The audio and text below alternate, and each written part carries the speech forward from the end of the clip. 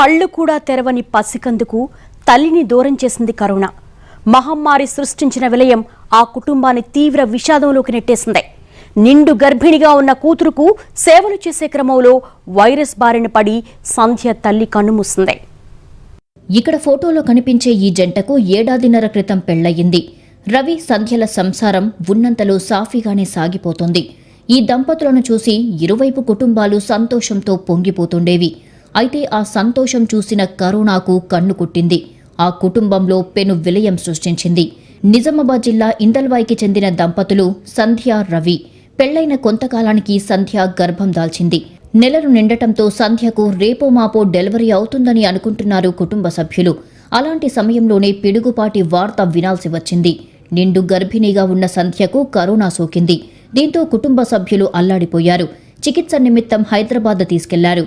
ఆస్పత్రిలో చేర్పించి మెరుగైన వైద్యం అందించే ప్రయత్నం చేశారు. కరోనాకు చికిత్స తీసుకుంటున్న సంధ్య పండంటి మగబిడ్డకు జన్మనిచ్చింది. నా భార్య గర్భవతి 9 నెలల తర్వాత ప్రసవం కోసం నిజామాబాద్ వెళ్తే అక్కడ కరోనా అని చెప్పారు. కరోనా పాజిటివ్ అని చెప్తే హైదరాబాద్ తీసుకెళ్ళాం.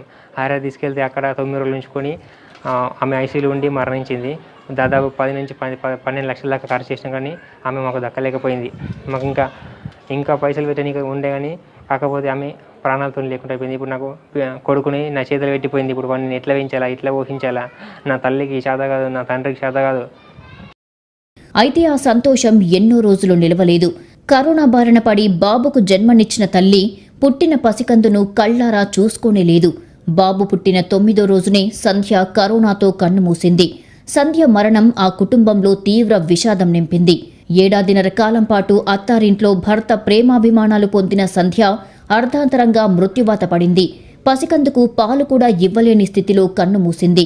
భార్య కరోనాతో చనిపోవడంతో భర్త రవి గుండెలు పగిలేలా విలపించాడు.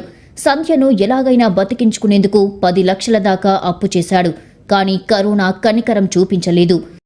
పిల్లని చేసుకొచ్చినాక ఇట్లా పొట్టతో ఉండే మనిషి 9 నెలలు అయినాక వాళ్ళ అమ్మగారు తోలుకపోయిన రెడ్డికి వెళ్ళి ఈడ మంచిగానే ఉండే పిల్ల, ఏం దగ్గు లేకుండే, దమ్ము లేకుండే, ఏం లేకుండే. 9 నెలలు పడ్డాక మంచిగానే ఉన్నది. మంచిగానే తోలుకపోయినరు.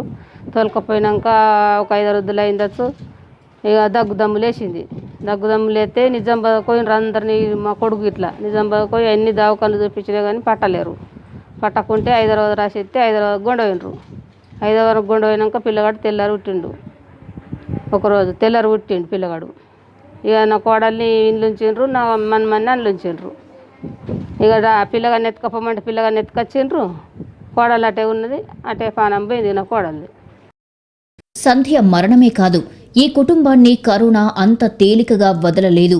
సంధ్య తల్లి కుటుంబాన్ని కూడా ఛిద్రం చేసింది. కరోనాతో బాధపడుతున్న కూతురుకు సేవలందించేందుకు సంధ్య తల్లి ఆమెతోనే ఉంది. దీంతో తల్లికి కూడా కరోనా పాజిటివ్గా నిర్ధారణ అయ్యింది. నిజామాబాద్లో వైద్యం చేయించినా ఫలితం లేకుండా పోయింది. కూతురు చనిపోయిన 6వ రోజే తల్లిని కూడా కరోనా బలి తీసుకుంది. దీంతో అటు భార్యను, ఇటు కూతురును కోల్పోయిన సంధ్య తండ్రి మానసికంగా కుంగిపోయాడు. ఆమెని నా భార్యని హాస్పిటల్లో జాయిన్ చేసి మేము ముంగట హోటల్ తీసుకుని హోటల్లో ఉన్నాం. ఉన్నాక ఒక 3 డేస్ తర్వాత ఆమెకు, మా అత్తమ్మకు దగ్గు, దమ్ము, జ్వరం అవన్నీ సిమ్టమ్స్ అన్ని బయటపడుతున్నాయి. ఇక నేను ఏం చేసిన, ఆమెను తీసుకొని వచ్చేసి నిజామాబాద్ డైరెక్ట్ హాస్పిటల్లో చెక్ చేసి కరోనా పాజిటివ్ వచ్చింది. ఆమె పాజిటివ్ రాగానే ఆమెకు కరోనాకి టిప్పి చేసి ఇంట్లో ఉంచిన తెల్లారి ఆమె ఇంకా మళ్ళీ సీరియస్ అయిపోయింది.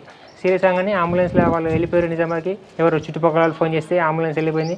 మళ్ళీ నేను వెళ్ళి ప్రైవేట్ హాస్పిటల్లో జాయిన్ చేస్తే ఆమె కూడా బాగా సీరియస్ ఉండే. ఆమె కూడా వారం రోజులు కరోనాతో పోట్లాడి చనిపోయింది. ఆమెకు దాదాపు 5-6 లక్షల దాకా ఖర్చు అయిపోయినాయి ఆమె కూడా.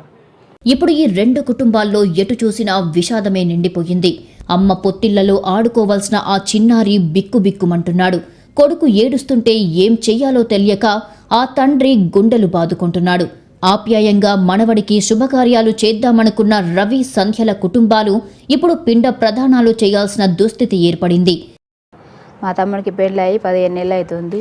తర్వాత మా మరదడి ప్రెగ్నెంట్ తర్వాత బాబుకి జన్మనిచ్చింది. కరోనా వైరస్తో బాగా సీరియస్ ఉందంటే నిజామాబాద్లో పట్టకుంటే హైదరాబాద్ తీసుకువెళ్ళినాం సార్. బాగా ఖర్చు అయినాయి, డబ్బులు 12 లక్షల దాకా అయిపోయినాయి. 10 లక్షలు ఖర్చు చేసినా భార్య సంధ్యను కాపాడుకోలేకపోయాడు రవి. ఇప్పుడు రవి కుటుంబం అప్పుల్లో కూరుకుపోయింది. తల్లిని కోల్పోయిన ఆ చిన్నారి భవిష్యత్ ప్రశ్నార్థకంగా మారింది.